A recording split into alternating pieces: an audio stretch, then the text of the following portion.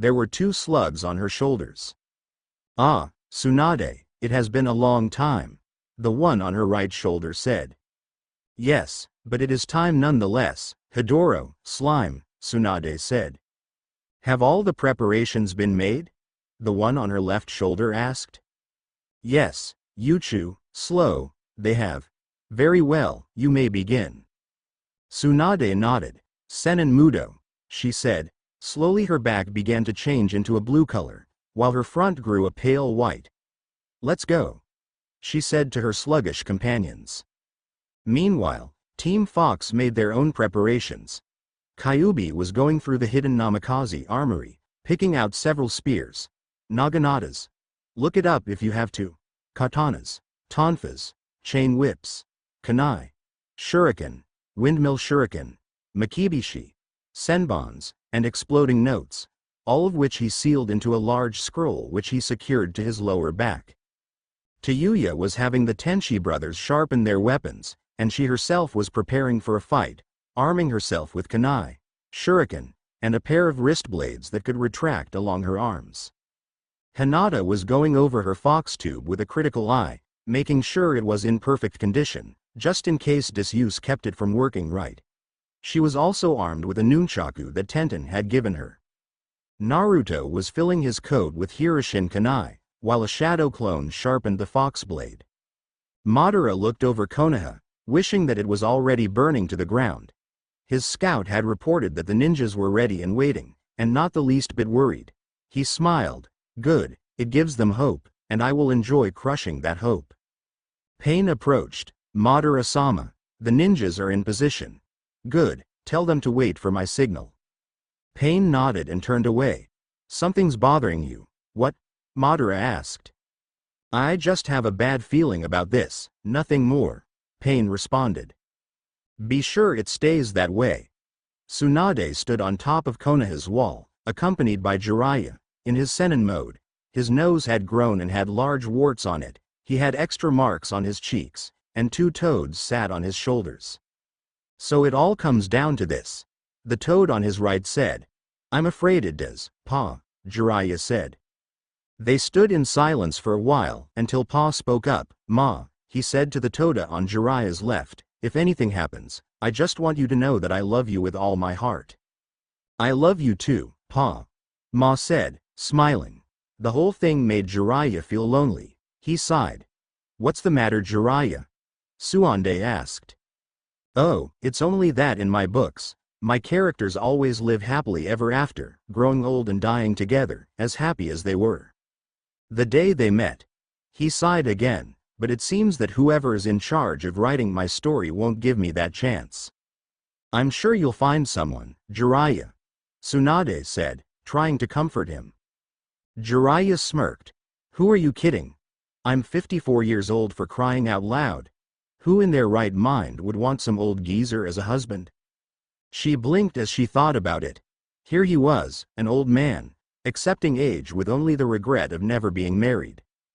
And if she couldn't even bring herself to look at her true self, then what kind of woman would want to be married to a man that old?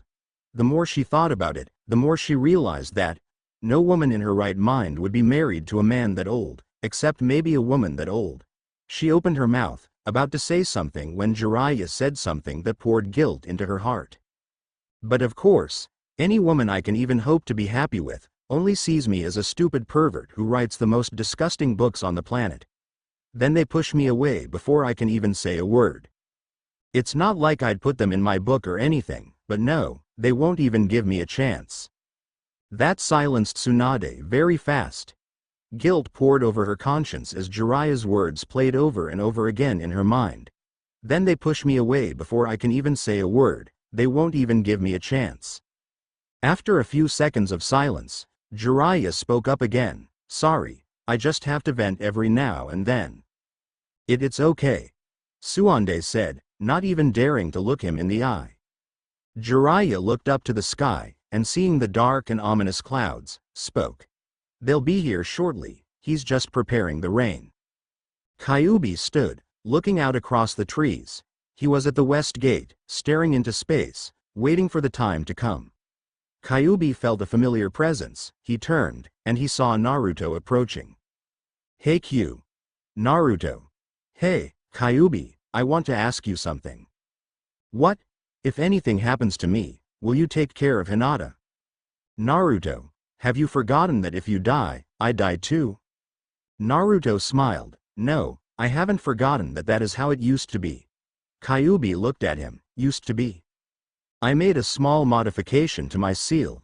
How small? Kyubi, there's no need to beat around the bush, you're free, honestly free. But what about you? I mean, your charka coils are adapted to coexist with mine.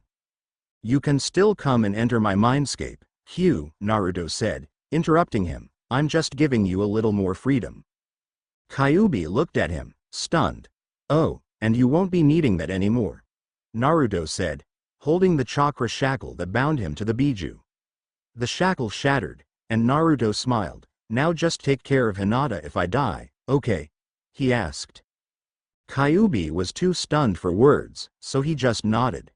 Good, I'll hopefully see you afterwards, Naruto said, returning to his post. Kyubi just stood there, in shocked silence. He looked at his wrist, unbelieving. Did he really just do that? He smiled. Minato, your son is just like you, big heart and everything. He kept smiling until the rain began to fall. He turned to the forest, a scowl on his face where the smile used to be. Now it was time for business. Next chapter, the invasion of Konoha and Kyubi's secret past. Wrote this in 2 days. Woo! I'm on a roll. Chapter 22. I don't own Naruto. The rain came. In a matter of minutes, the rain was coming down in sheets. Once the rain was spread across the village, Pain began his report. They have 100 Chunin on the walls, and 50 Junin, he told Madara. Good, the Uchiha said. There are also 4 cage-level chakra signatures along the walls. 3 of them are right next to each other on the walls. Nothing to worry about, Pain, but just in case you're losing your nerve. Pain suddenly looked around him. What are you doing? He asked. Just a little insurance, Madara said. I'm bringing you to the battlefield, so you can see your victory with your own eyes, and you won't even think about leaving me when things start to look bad. Pain stared at him. After a while he spoke, just keep me out of sight. He then turned and walked away. Madara smiled. He won this round, and the next was his too. By the end of today, Konoha will be nothing but ash. The rain came. The Junin and Chunin stood, the water soaking their clothes through. Not one of them budged. Lightning flashed against the sky, lighting up the world for half of a second. Then they came. The rain nins began to trickle out of the forest. Then they came in force, coming out of the trees, and closing in on the walls. Naruto looked at them. Over 100 rain nins now were charging the walls, and begging to run up them. Naruto looked down the wall, then to his left. He saw Kiba's face, slightly scared, watching the nins approach. Then he looked to the right. He saw Choji watching them, his face looking steeled against them. Naruto looked back down at the wall. He smirked. Konoha, he cried. Before he dived over the edge of the wall, he was falling head first towards a single rain nin who had strayed too far ahead. The nin was probably blind not to see the white blur approaching him, but apparently he somehow missed Naruto coming at him and continued to climb. Naruto made contact, grabbing the nin as he disconnected from the wall. Naruto quickly brought his own feet to the wall, so he skidded to a stop, and then he went into a spin, using his previous momentum to increase the speed. As soon as he came around, Naruto threw the nin in his hands at another less than attentive nin, sending them both to a painful death at the ground. Naruto quickly drew the fox blade, and instantly, 3 ninjas tripped, falling to the ground with sickening thuds. Naruto smirked. Welcome to Konoha. Welcome to hell. As soon as Naruto spoke those words, the battle cry sounded behind him. Konoha. Hinata waited as the rain nins came up the wall. As soon as they did, Hinata quickly used the rain around her to send them a message. Sweden. Suishuha. She cried, as a huge column of water appeared, and rammed into the rain nins that had just climbed over the wall. She then quickly drew the fox tube and, extending its size to that of a bow staff, brought it down on the head of another rain nin, bashing his skull in. "Here come more," Tenten said beside her as she drew a katana she was using out of an unfortunate rain nin. "Well, let's see what they've got," she said as she replaced the fox tube and drew out a kunai, while her other hand was going through half-hand seals. Taikigakure Ryu. Mizukiri no Yeba. The rain began to form into a sword in her hand. "Hidden waterfall technique?" Tenten asked, surprised. "You didn't think that the Namikaze Jutsu library was filled only with Konoha justices, did you?" Hinata asked, as she lobbed off the head of a nin that had just jumped over the walls. "Well, yeah," Tenten replied, as she switched the katana in for a kusarigama, a sickle with a chain and a heavy iron weight, before she decapitated another unlucky rain nin. "Well, surprise," Hinata said with a smile as the water sword cut an enemy nin's arm before she ran him through. Tayuya and the Tenshi brothers were slaughtering the oncoming rain nins. Jiri, with his tiger claws, was ripping through anyone who got too close to Shin, whose heavy mace slowed him down. Kugi stayed close to Tayuya, keeping her safe as she played the notes. Slowly, a rain nin crept behind her, a kunai in hand. The aim-in raised the kunai above his head, ready to plunge the knife into her neck when a cry to the right caught them both by surprise. "Gatsuga!" A spinning drill of wind and body came flying at the ninja behind Tayuya, and killed him. Kiba stood up. "So, now that I've saved your life, can I get a name?" "It's Tayuya. Now keep watching my back," she said, before going back to her melody. Kyubi grinned sadistically. The grin widened as the 7 rain nins in front of him began to quiver under the killing intent he was unleashing on them.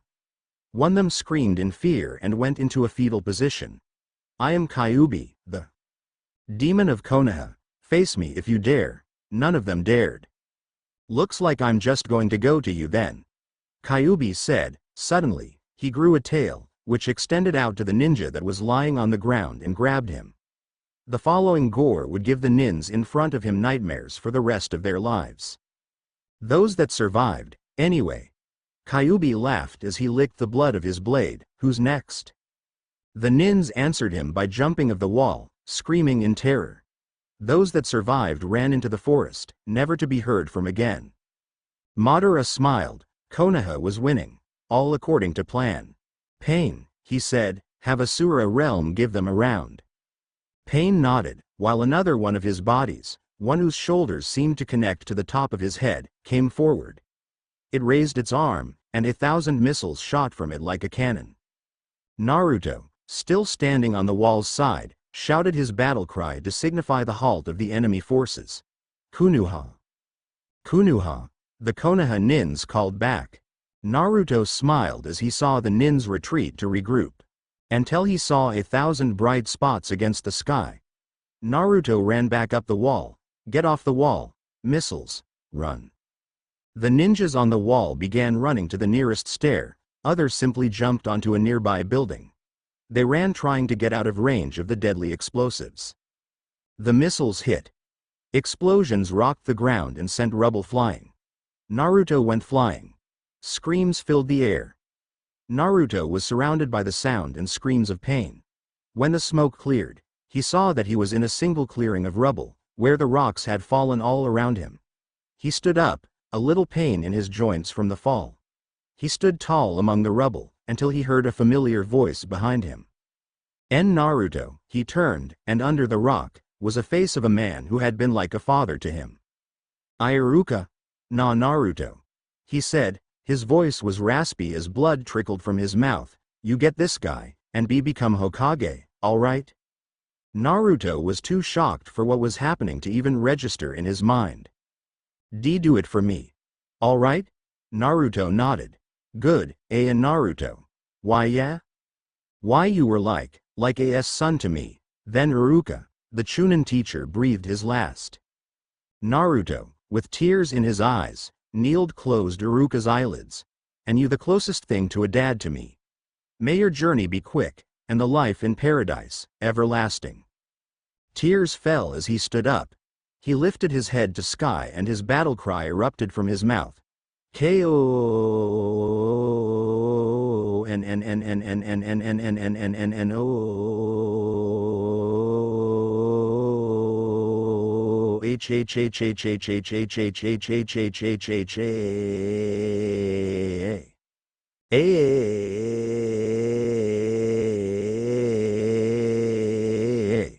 The word was mixed with a fury of deadly power, and with a sorrow that broke one's heart when he heard it. The word echoed through the forest, planting fear into the hearts of those who had been foolish enough to raise up against Konoha. All except Madara. He had heard that before. He had heard that pain, and it was music to his ears. Naruto looked out into the forest. Team Fox, Uchihas, Kakashi, come with me, we're going offensive. The Rain Nins, after receiving encouragement from Pain, charged into the Konoha through the broken wall, only to be met by a ridiculously strong, acid-spitting Tsunade, and a fire-spitting, toad-croaking, hair-needle-throwing Jiraiya. Haha. It's been ages since I've had this much fun, Tsunade said, as she used only a finger to cause a Rain Nin to go flying. I'm telling you, Jiraiya said, every time you use Sage Mode, you get more and more sadistic. Tsunade only replied by laughing insanely. Madara looked at the mayhem the two Sannin were causing. Pain, we need Hell Realm in there. Pain nodded, and Hell Realm was about to move, when a three-pronged kunai stuck itself into the ground in front of him. Suddenly, there was a yellow flash, and the word, Rasengan, echoed in the forest, as Hell Realm was sent to his namesake. Naruto was there, fox blade in hand, and the other was the remnant of the Rasengan that killed Hell Realm. I'm giving you 3 seconds to leave and never come back. 3. Madara suddenly activated his Mangekyo, and hoping to catch Naruto in Tsukuyomi, moved to face the blonde, only for an atom-pattern Mangekyo to get in the way. Madara, Sasuke said, long time no see. 2. Naruto said. Kyubi suddenly appeared, guarded from Madara by Itachi. Nagato, it's been years. What are you talking about, Kyubi? Pain asked. Come on, don't tell me you don't remember. Kyubi suddenly transformed into a 12-year-old kid with red hair. Conan gasped while the Pain's eyes all widened. Your old teammate, Zurui, Sly. You're Kyubi? Pain asked, suddenly feeling afraid. Duh, Zurui isn't just a name, Kyubi said before transforming into his human form. 1. Naruto said. Team Fox, Pain and Conan. Team Sharingan, Madara. Naruto said as he ordered the fights. Team Sharingan? Sasuke asked. I like it, Obito yelled as he arrived, before diving at Madara. Team Fox was in a stare down with Pain, and Conan. I've heard you've been spreading lies, Nagato. Shut up. I've heard it said that no one has ever beaten you while you were Pain. But we both know that's a lie. Pain didn't answer. We both know there was one person who could beat you. Pain remained silent. We both know I could beat you. Which is why I'm here, Conan said, as she stepped in between Pain and Kyubi. Kyubi smiled. So I see you finally took my advice, huh? Trying to not be as useless as a bump on a log? Shut up, Zurui. She growled. Oh, my mistake. I thought there was actually a person I was talking to, not another fangirl. Shut up. Conan yelled. No, it's funny. Here you are, keeping me from destroying Yahiko's body. Oh, the irony is practically dripping off this one. Shut up. Kami Shuriken, she cried, quickly folding 2 sheets of paper and then throwing them at Kyubi. Kaden. Housenka no Jutsu. Kyubi shot 2 fireballs at the paper weapons, burning them to harmless ash. Impressive, you don't need a food anymore, that means you have to have done some improving. She gritted her teeth and was about to attack again, when a hand rested on her shoulder. Back down, Conan. Pain said, he'll rip you apart with all of the Kaden jutsus he knows. Kyubi smirked, both wise and unwise at the same time. Wise, in that you have saved her life, and unwise in that it has ended yours.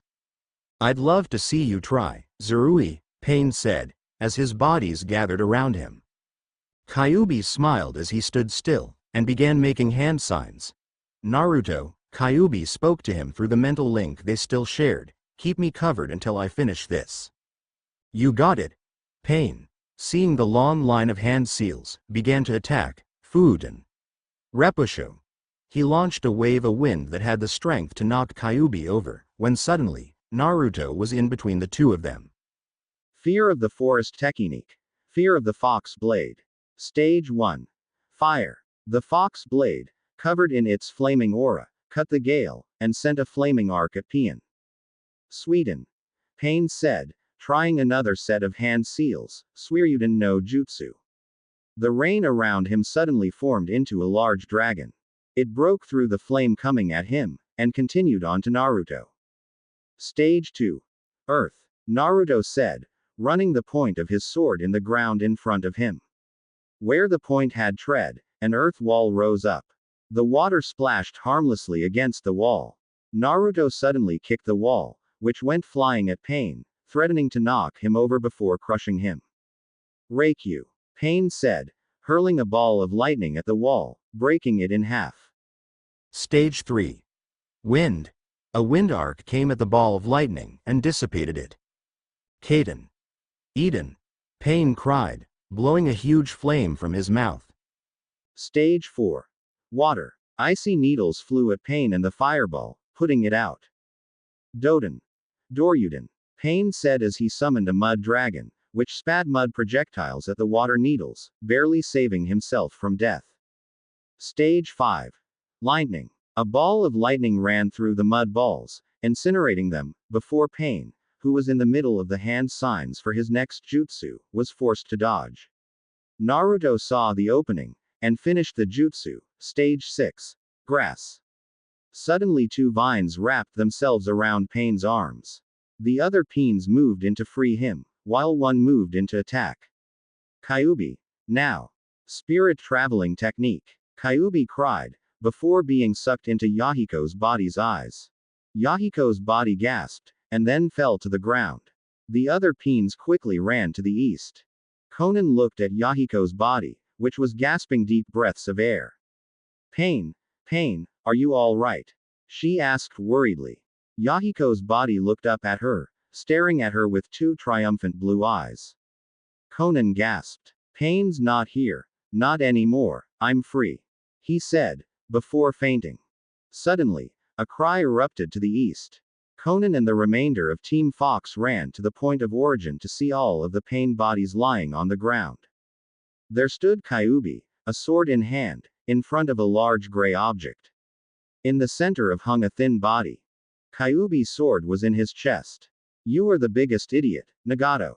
Kyubi whispered, with a tear running down his cheek. Kakashi was doing his best to keep from making eye contact with Madara. He was the only one who couldn't resist the Tsukuyomi as well as the others. So it was his job to find an opening, and use his special Mangekyo ability. The others were either covering him, or throwing some serious jutsus around. Amaterasu. Sasuke cried, as he spat black flames at Madara. Sweden. Daibakufu no Jutsu. Cried Obito, hoping to drown the evil Uchiha. Madara jumped out of the way, so that the two jutsus hit, having Amaterasu evaporate the water into steam, while the water cooled the flames from black to a dull orange.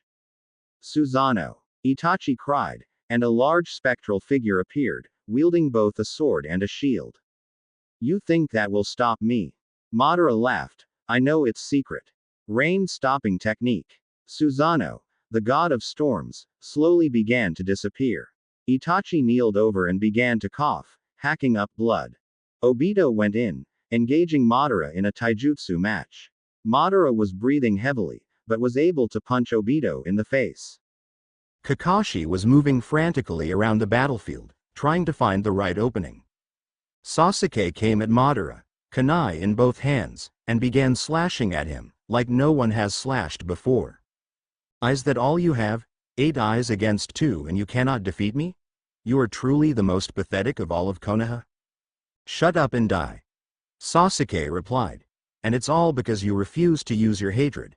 Just die already, Obito said. You refuse to get stronger by denying your hatred.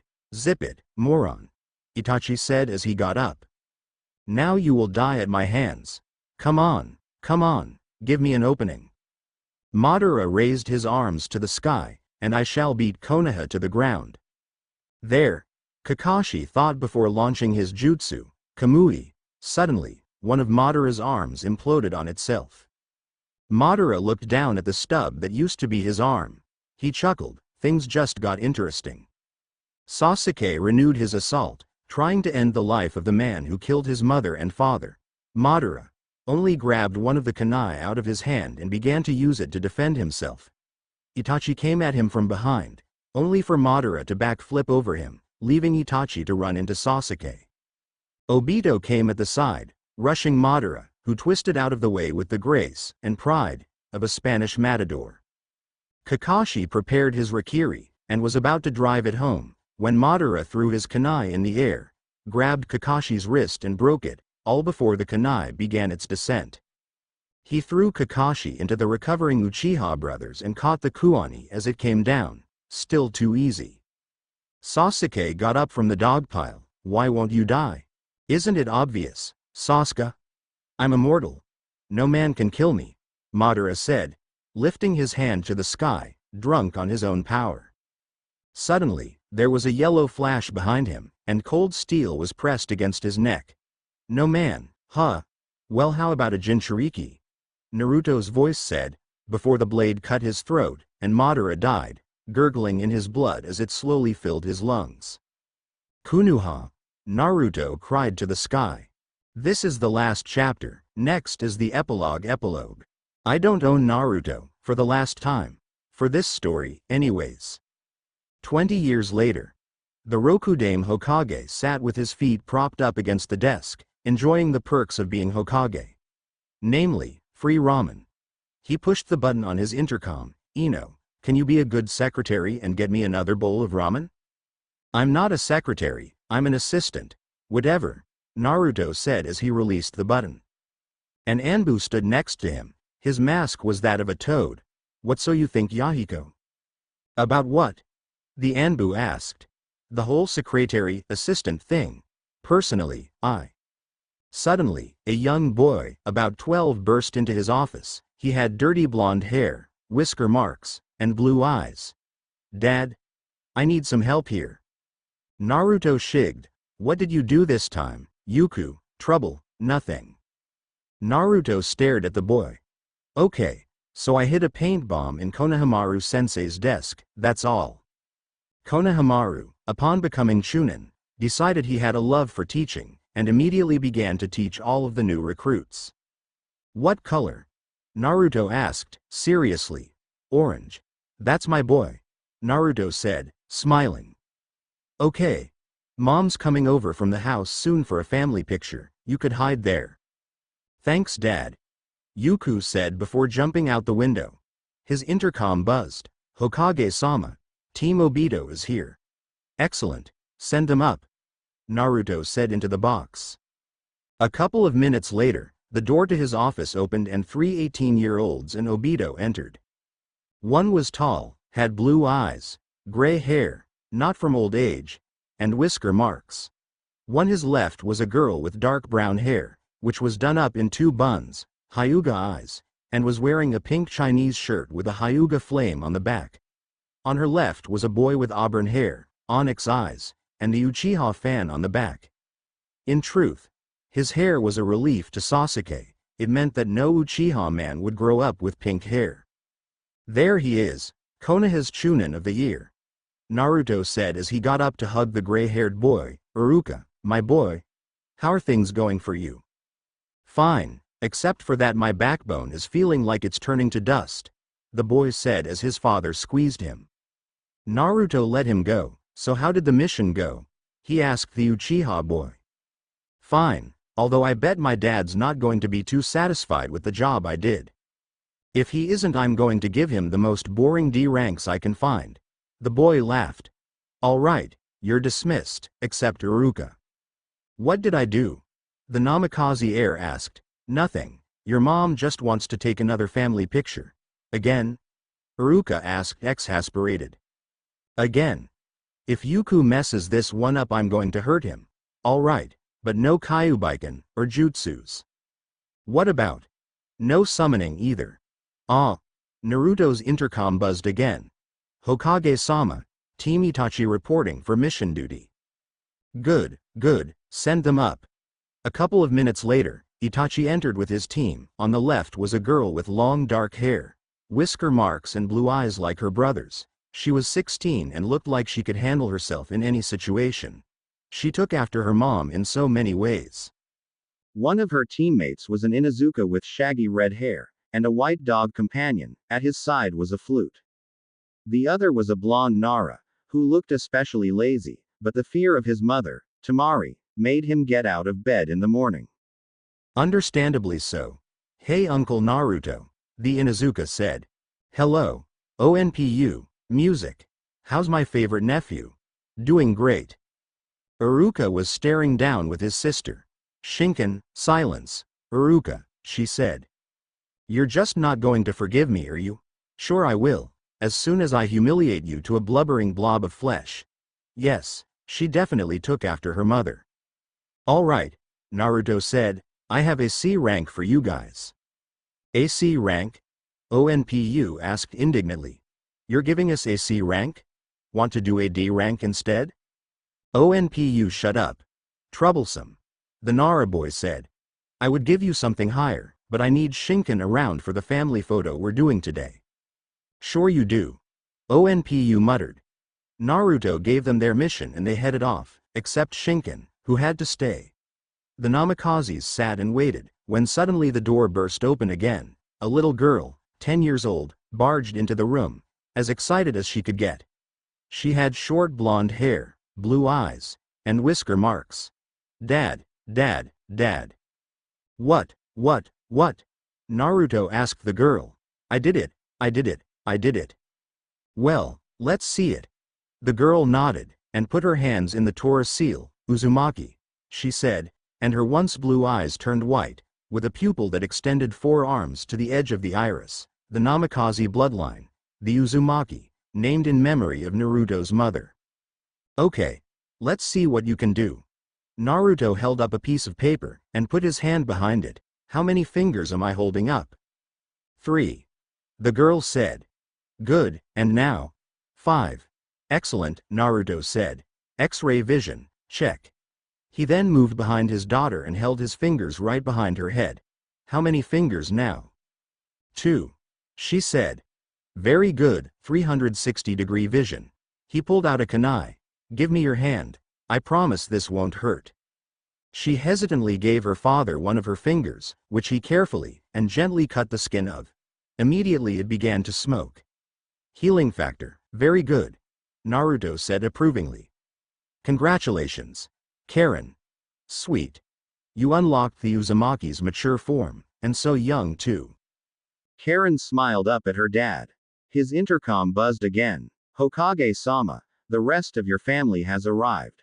Good, send them up. Exactly 1 minute later, his office door opened, and in stepped in Kyubi and Jasminine, the wedded kitsune of Konoha, Hinata, Naruto's twin boys Tobi and Tekka, his youngest, Atsui, kind. Still in diapers, Yuku, and Jiraiya and Tsunade. Naruto smiled as he remembered how these two became the latest addition to their family. Not long after the invasion made by the rain, Jiraiya approached Naruto apologizing. When Naruto asked him what he was apologizing for, he shifted nervously. Well, I'm supposed to be your godfather. Naruto forgave him, after pounding him into the street asking, where were you the first 12 years of my life? And he accepted him into the family. 2 years later, he and Tsunade married. Once they were wed, Naruto told her that he finally had an excuse to call her Ba-chan. Naruto grabbed his hat and got into the picture. He had fulfilled his dreams, finally. The end.